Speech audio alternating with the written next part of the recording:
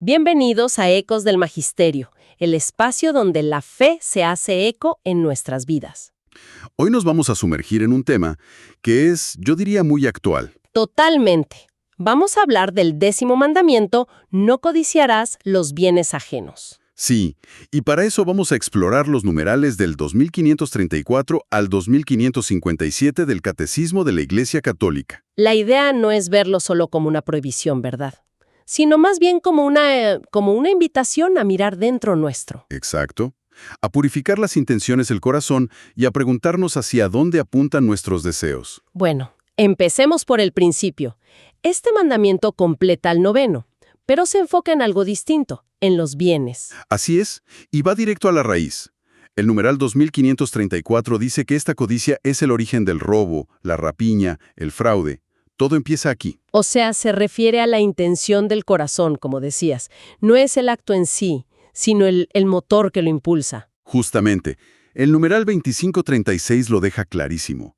Lo que se prohíbe es la avaricia, ese deseo desordenado que nace de una pasión por las riquezas y el poder. De hecho, el Catecismo Romano cita una frase que es tremenda. Dice, la sed codiciosa de los bienes del prójimo es inmensa, infinita y jamás saciada. Jamás saciada. Qué fuerte.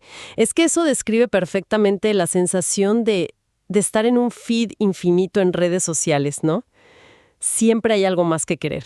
Totalmente. Pero a ver, llevémoslo a lo práctico. ¿Desear cosas es malo en sí mismo? Si tengo hambre, deseo comida.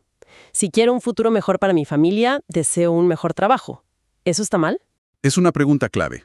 Y no, para nada. El texto distingue muy bien. El deseo en sí no es el problema. Ajá. El desorden, el problema, empieza cuando ese deseo te lleva a codiciar injustamente lo que es de otro. Y ojo, no hablamos solo de querer robar su coche. ¿A qué te refieres? ¿Cómo se vería eso en el día a día? Pues, piensa en la oficina. Un colega recibe un ascenso. Ok. Desear un ascenso para una misma y esforzarse por conseguirlo es sano, es bueno.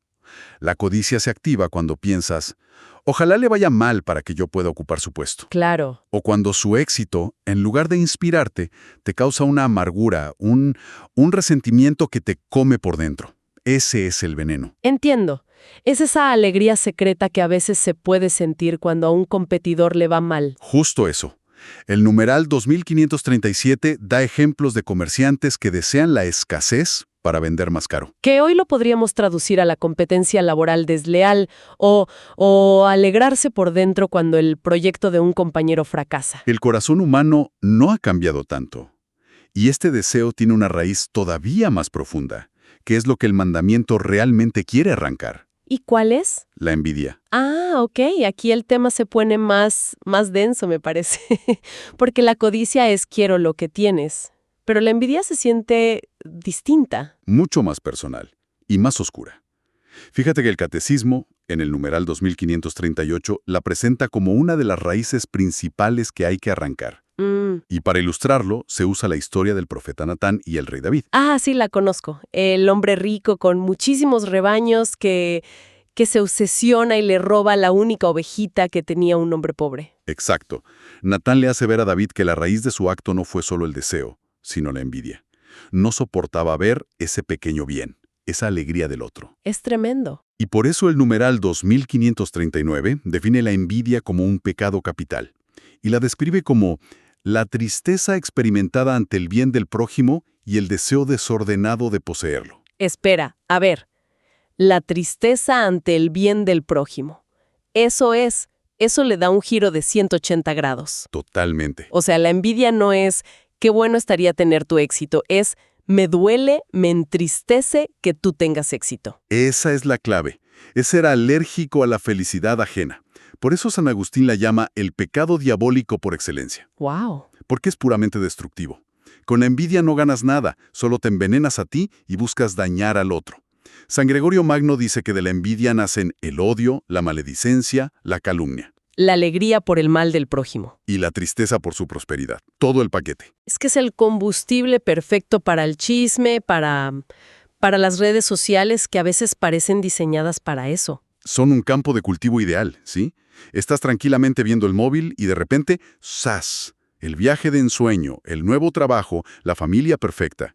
Y sientes esa punzada, esa pequeña tristeza, esa comparación instantánea. Esa es la señal de alarma. Ese es el detector de envidia activándose. Bueno, el diagnóstico es bastante claro y un poco desolador. ¿El texto ofrece alguna solución, algún antídoto? Afortunadamente sí, y no es algo pasivo, es un entrenamiento activo. El numeral 2540 habla de la benevolencia y la humildad. Benevolencia, o sea, desear el bien para el otro. Exacto. Es la decisión consciente de alegrarse por el bien del otro. Sé que suena difícil. Sí, porque cuando sientes esa punzada, lo último que te sale es celebrar el éxito ajeno. Por eso es un entrenamiento. Hay una frase de San Juan Crisóstomo que es un desafío enorme. ¿Querríais ver a Dios glorificado por vosotros? Pues bien, alegraos del progreso de vuestro hermano. Es revolucionario. Es transformar esa reacción tóxica en alegría por el otro. Un cambio de chip total. Y ahí es donde entra la segunda parte del remedio, la humildad, que nos lleva a un concepto central, ¿Cuál? la pobreza de corazón. Pobreza de corazón. Tengo que admitir que el nombre no ayuda. Suena terrible, suena a miseria. Es una confusión súper común, sí, pero no va por ahí. El texto, en el numeral 2544, recuerda que Jesús pide un desprendimiento de las riquezas, pero la clave es la actitud interior. Ajá. Ser pobre en el espíritu, como dice la bienaventuranza, no es tener la cuenta bancaria en cero. El numeral 2546 dice que es la humildad voluntaria de un espíritu humano y su renuncia. O sea, un desapego. No es no tener cosas. Es que las cosas no te tengan a ti. Exacto. Me gusta esa idea. A mí me ayuda una analogía.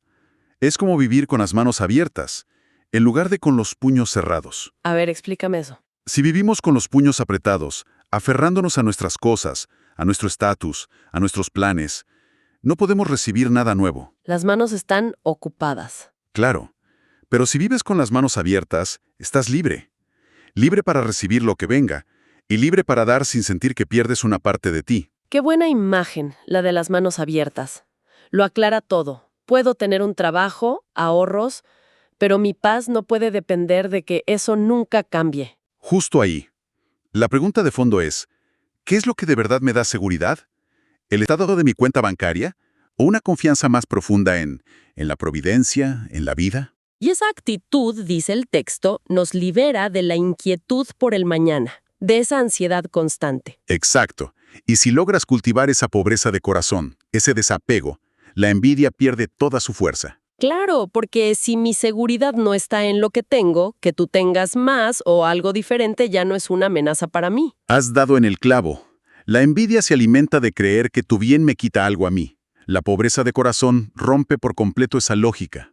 Muy bien, entonces, si el camino es desapegarnos de los deseos de riqueza, de poder, de estatus, ¿qué nos queda? La idea es convertirnos en seres apáticos, sin deseos. Es la pregunta lógica, ¿no? Y la respuesta es quizá lo más interesante de todo. El objetivo no es eliminar el deseo. ¡Ah, no! No, es apuntarlo en la dirección correcta. Este mandamiento no es solo un no a la codicia, es una invitación a un sí muchísimo más grande. ¿Un sí a qué? A la felicidad verdadera. El numeral 2548 lo dice de una forma muy bonita. El deseo de la verdadera felicidad aparta al hombre del apego desordenado a los bienes de este mundo. O sea que esa sed infinita y jamás saciada de la que hablábamos al principio no es un defecto de fábrica. No, es una característica nuestra, es una señal. Una señal de que estamos buscando en el lugar equivocado. Exactamente. El texto argumenta que esa sed solo la puede saciar un bien infinito, que en el lenguaje de la fe es Dios. San Gregorio de Nisa dice, el que ve a Dios obtiene todos los bienes que se pueden concebir. Es como si el mandamiento nos dijera, oye, deja de intentar llenar ese vacío infinito con cosas finitas. No va a funcionar. Apunta más alto. Esa es la esencia. Y el premio, según el catecismo, es inmenso. Cierra con una cita de San Agustín que describe el cielo, el estado final, como un lugar donde Dios será el fin de nuestros deseos, a quien contemplaremos sin fin, amaremos sin saciedad, alabaremos sin cansancio. Es la descripción del descanso total para un corazón que siempre está inquieto. Y así se cierra el círculo. El mandamiento no busca amargarnos la vida, sino darnos un mapa para encontrar la única alegría que, según esta fuente, de verdad satisface. Es una invitación a limpiar el trastero del corazón, ¿no? A sacar la avaricia y la envidia para hacerle espacio a Dios. A ese único tesoro que realmente importa. Bueno, hagamos un pequeño resumen de todo esto. A mí me queda claro que este mandamiento es, en el fondo, una lección de psicología muy profunda. Sí, primero, nos dice que los grandes problemas como el robo o el fraude nacen de algo muy pequeño, un deseo desordenado en nuestro interior. Segundo, nos da una definición de la envidia que es increíblemente útil. No es querer lo del otro, sino sentir tristeza por su bien. Un veneno que nos hace alérgicos a la felicidad de los demás. Y tercero, el antídoto no es la miseria, sino esa actitud de pobreza de corazón, que podemos entender como vivir con las manos abiertas. Despegadas de las cosas, para poder ser libres de verdad. No se trata de no tener, sino de que nada nos posea a nosotros. Un camino de libertad interior, sí. Y para terminar, hay una frase que, aunque no está citada aquí directamente, creo que resume toda nuestra conversación. Donde está tu tesoro, allí estará también tu corazón. Totalmente. Y esa puede ser la reflexión para llevarnos, no tanto como una pregunta religiosa, sino como una pregunta profundamente humana. Sí. Quizás la pregunta para esta semana podría ser esa. ¿Cuál es, honestamente, el verdadero tesoro de mi corazón? ¿Qué es aquello cuya pérdida me aterra o cuyo éxito en otros me causa una secreta tristeza? Identificarlo ya es el primer paso para ser un poco más libre y, quién sabe, un poco más feliz.